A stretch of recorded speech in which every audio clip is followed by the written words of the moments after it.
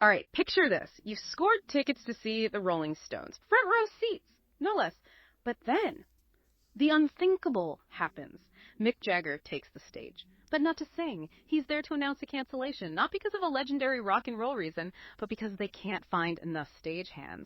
Even rock legends are facing the workforce challenges we're diving into today with your managementpro.nl reads. It's kind of mind-blowing when you think about it, right? These articles paint a wild picture of what's happening in the workplace. AI is evolving at warp speed, but we've got label shortages across almost every sector. Yeah. And then there's this huge push for diversity and inclusion, which is fantastic. But it adds another layer of complexity for companies trying to navigate this new world. What's fascinating here is that it's not just about filling empty slots. The World Economic Forum, in their Future of Jobs report, predicts that by 2025, automation will displace 85 million jobs. But here's the kicker.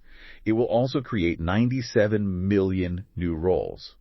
So, it's less about jobs disappearing and more about them fundamentally changing. Okay, so we've got AI shaking things up, new jobs popping up left and right, and not enough skilled people to fill them. Talk about a recipe for chaos. It reminds me of that article about the Dutch electric grid operator practically begging for qualified technicians. It seems like this perfect storm of trends is hitting critical infrastructure too. Absolutely. That story is a perfect example of what happens when these trends collide, and it underscores a crucial point. This isn't just some abstract future we're talking about. These challenges are already impacting essential services.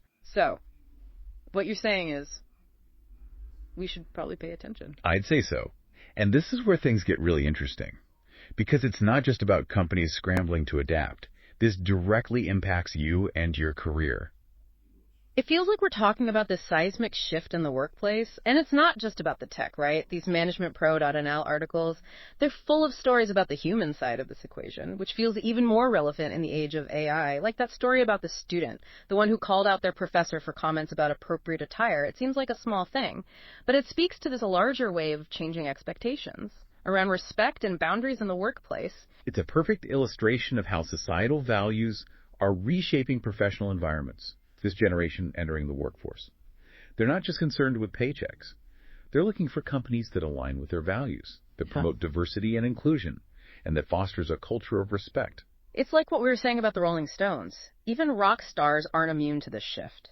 You don't stay relevant for decades without adapting. And part of that is understanding what matters to the new generation of fans. Okay, so we've got changing expectations from younger generations, but it's not just them, right? There's that other story about the Patagonia founder giving his entire company away to fight climate change. Talk about putting your money where your mouth is. It's a powerful example of purpose-driven leadership, and it highlights a fascinating paradox. You have these instances of incredible corporate social responsibility, like Patagonia, and then you have those disheartening corporate scandals, where accountability seems non-existent. It feels like we're being pulled in two directions. On one hand, there's this push for ethical behavior and social responsibility, but on the other, it seems like some companies are still cutting corners. What does this mean for someone trying to navigate their career? It means you have more power than you think. Look at the intelligence group's finding. Almost 40% of workers are being headhunted right now. Companies are desperate for talent. And that gives you leverage. You have the power to choose companies that align with your values and that are walking the talk, not just talking the talk. It's about being selective, doing your research, and not being afraid to ask the tough questions. But with all this change, this pressure to adapt and upskill, how do we avoid burnout? Burnout is a real concern, especially when you consider that the average person will have 12, 15 jobs throughout their career. This isn't your parents' career path anymore. It's like everyone's expected to be on all the time, learning, networking. How do we balance ambition and well-being, in this kind of environment? Yeah, that's where self-awareness comes in, knowing your limits, what your priorities are, what really motivates you, and being willing to set boundaries. It's not selfish to prioritize your well-being.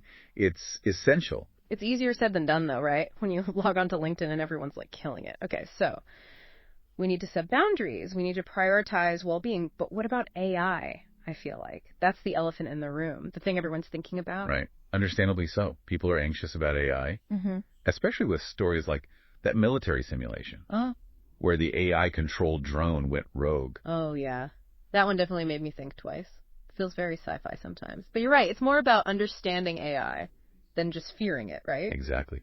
The CIPD, they specialize in the future of work. They make a great point. They're saying that AI, when implemented responsibly, can actually really enhance job quality. Imagine, if you will, tasks being streamlined, information at your fingertips, freeing you up for more creative and strategic work. So, AI as a superpowered assistant, not a replacement.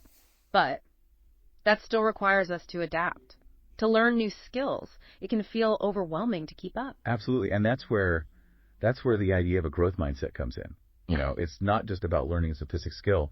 It's about being open to continuous learning, about being comfortable, being a beginner again and again. It's about being a lifelong student, always curious, always evolving. And maybe that's the biggest takeaway from all this.